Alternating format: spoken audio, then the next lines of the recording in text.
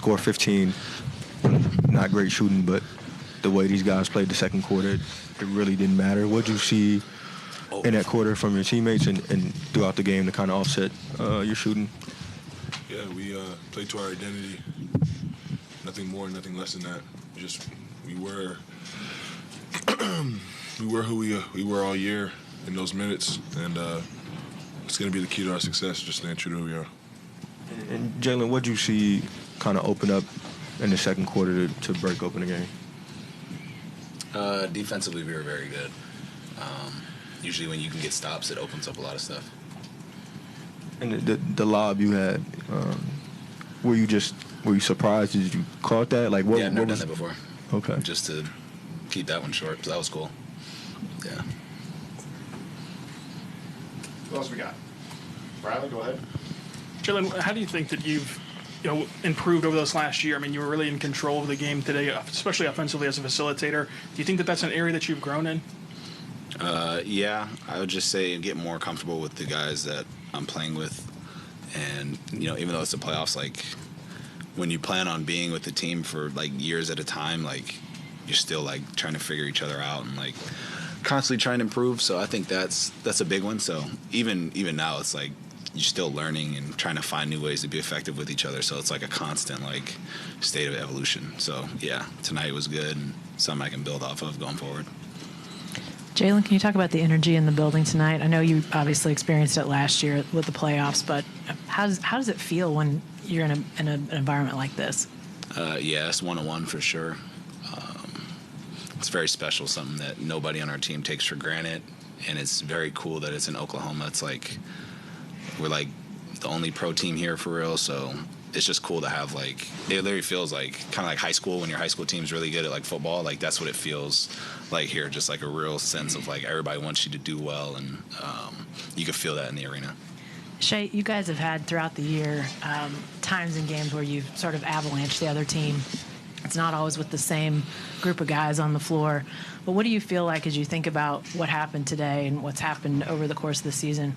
Are there some fingerprints of those avalanches that you sort of point to and say, if we do this, that can happen in games? Yeah, it all starts with getting stops. We get stops and we're able to play fast, play to our strengths, play in open space. That's the key to it all. I mean, if you look at any of those runs, we stack multiple possessions of great defensive possessions. Then it allows us to be who we are offensively. It's no secret. That's what it takes to have those stints in the game, and we know that. And that's our intention when we go out there. Not just to have like one good possession, two bad, one good. It's like stack them up.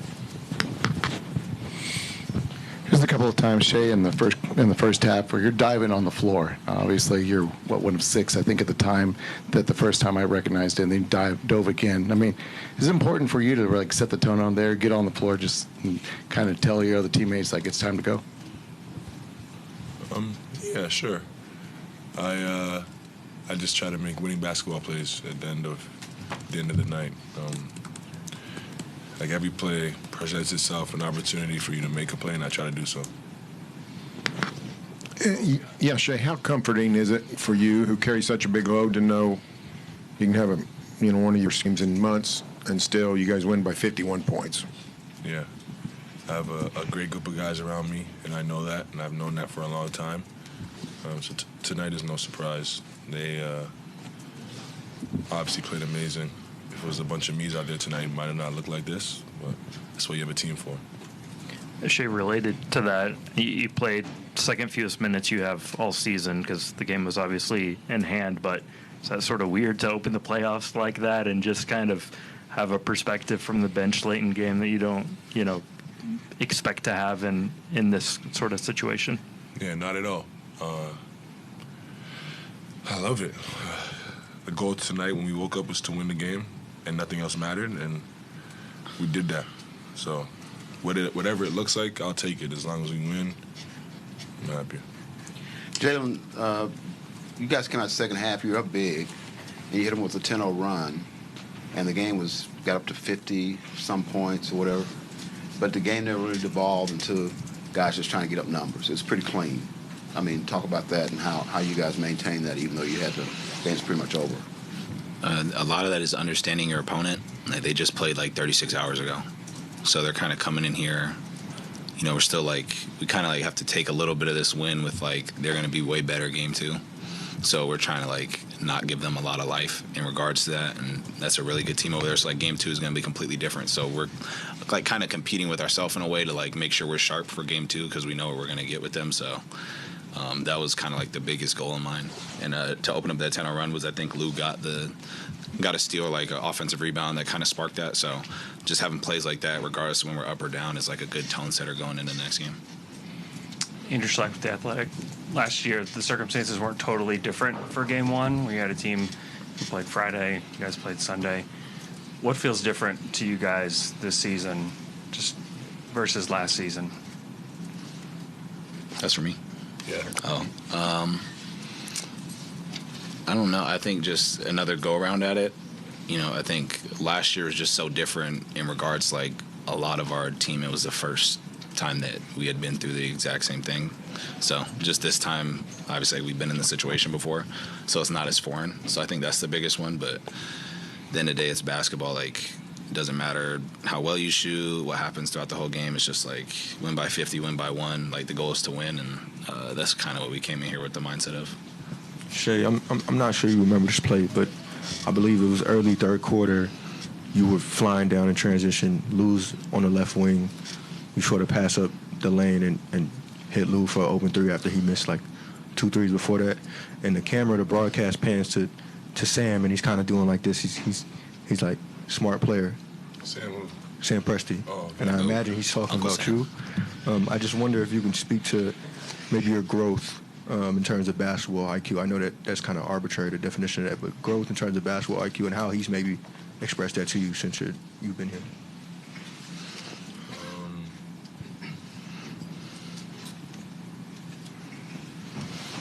Yeah, part of becoming a better player is seeing the game and having a feel for everybody on the court, and not just yourself, your teammates and the other team as well. And it's something that it's hard to like learn other than just going through games and being in many different situations.